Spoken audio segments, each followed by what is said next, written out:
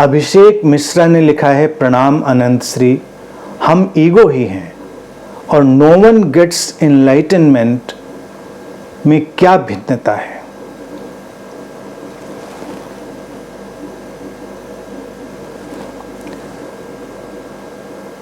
हम ईगो ही हैं क्योंकि ये जो मन की यात्रा हुई ना, उसी को हम ईगो भी कह सकते हैं, उसको अहम भी कह सकते हैं। अहम, मन, माइंड, इनको हम एक दूसरे में बदलते हुए शब्दों की तरह उपयोग कर सकते हैं और करते भी हैं। उसमें बहुत ज़्यादा उलझने की ज़रूरत नहीं है।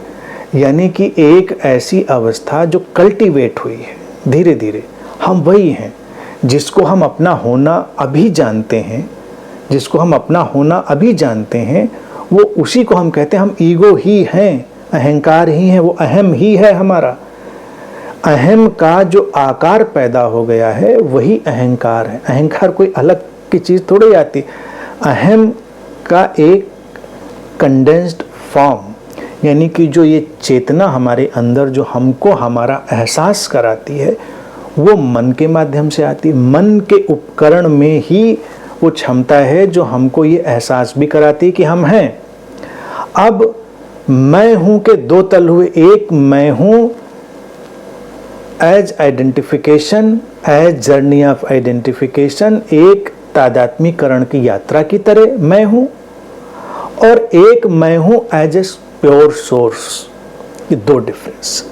तो किसी ध्यान में भी जब ये बात कही जाती कि मैं हूं तक जाना है, तो उसका अभिप्राय यही होता है कि हमें उस मन के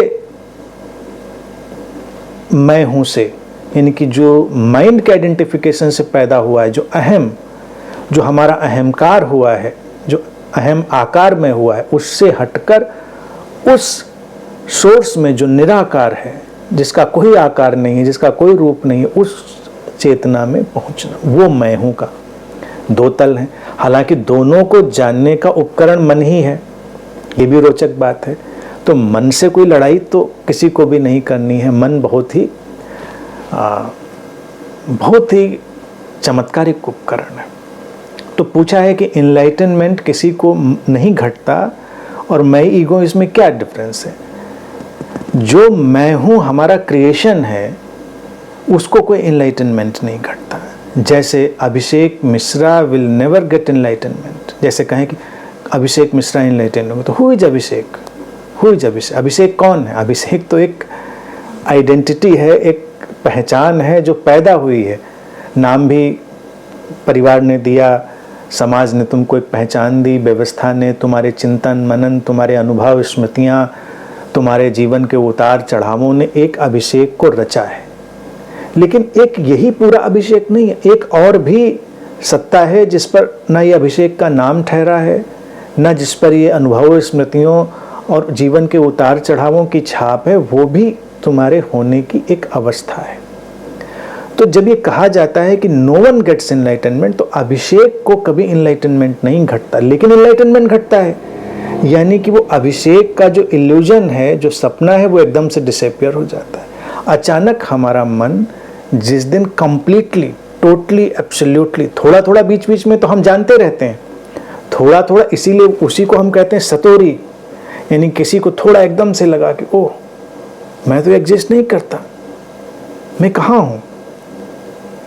तो वही अनुभव बड़ा पीसफुल, बड़ा शांति वाला होता है, सतोरी वाला। और फिर एक दिन परिपूर्ण रूप से टोटली किसी को घटता है, ये तो एक सपना है, क्रिएशन है, सुंदर है, उपयोगी है, लेकिन ये सपना है। जिसको सारे जो संत हैं, बुद्ध हैं, वो सपना कहते हैं, वो यही है। सपना कहने का मतलब ये होता है उसको उठाकर वो फेंक देते हैं, यानी कि अपने आप को भी आप कहाँ फेंकेंगे, कोई उपाय नहीं है, तो वो रहता है, सपना रहता है, लेकिन सपने के पीछे जो वास्तविकता है वो भी उभर कर आ जाती है। ये एक बड़ी फनी सी सिचुएशन बन जाती, बड़ी रोचक, बड़ी मज़ेदार सी स्थिति बन जाती। तो इसीलिए जो इनलाइटनमेंट घटता है उसमें कहने के लिए कुछ नहीं होता कि अभिषेक एक दिन उठें और नहाए धोएं, नए कपड़े पहने और डिक्लेयर कर दें कि अब आज मैं इनलाइटेंड हो गया, ये मौका नहीं आता। जहाँ जहाँ जो जो ऐसा करता है वो एक नए सपने में ही प्रवेश करता है, यानी कि उसने, उसका जो ईगो है उसी ने कोई नया सपना रच लिया, चाहे वो इनलाइटनमेंट का ही सपना हो, चाहे वो बुद्धत्व का ही सपना क्यों ना हो, वो भी हो सकता है। लेकिन जब रियल सेंस में वो इनलाइटनमेंट है, वो बुद्धत्व घटता है, तो वो जो अभिषेक का ईगो फॉर्म है, वो अहम का आकार जो अभिषेक करके जाना जाता है, उसको भी दिखाई देता है। और जो सोर्स कॉन्शियसनेस है, प्योर अनमैनिफेस्टेड फॉर्म, नवजात शिशु वाली अवस्था, दिव्य, कोमल, सौम्य और अस्तित्व से अंतर संबंधित, वो उसका भी दर्शन होता है, दोनों का दर्शन। यही घटना हुई इनलाइटनमेंट। घटी किसको? किसी को नहीं, किसी को नहीं घटी। तो ये कहना बड़ा डिफिकल्ट, और घटी इसी बॉडी माइंड में, यानी कि यही पैराडॉक्स है, इसी शरीर मन में वो घटना भी है, इसी शरीर मन में। क्योंकि इसी शरीर मन के माध्यम से तो हम जान रहे हैं कि एक ऐसी अवस्था का दर्शन जहाँ पर ये हमारे मन का, हमारे अहम का, ईगो का उलझाव नहीं था, लेकिन हमने ये भी जाना कि ये इस मन पर नहीं घटी। तो उस अर्थ में किसी को भी इनलाइटनमेंट नहीं घटता, लेकिन इनलाइटनमेंट घटता है। तो ये बड़ा पैराडॉक्स है।